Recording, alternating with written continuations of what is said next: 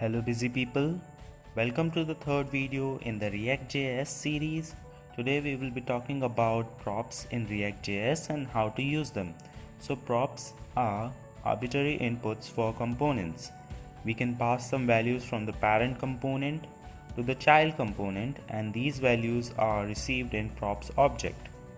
Important point is props is immutable, that is, we cannot modify props in the child component. So let's dive into the code. In the app.js file, we can see it contains a header component. Here is the header file.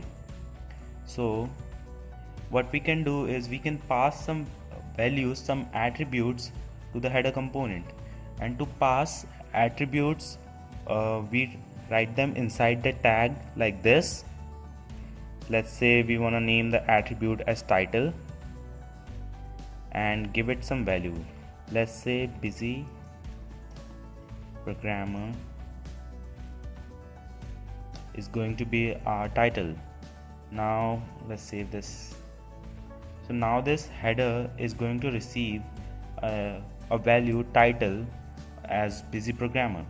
So to use this value, how we can access it is by using this dot props. So let's see, this dot props title. Let's save it. So simply what's happening is we are passing some value title to header.jsx, and we are receiving it inside this props object, this dot props dot title. So now let's see.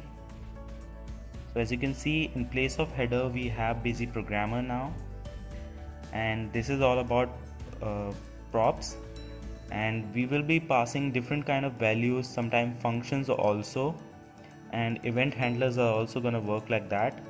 So be sure you remember what props are, and see you in the next video.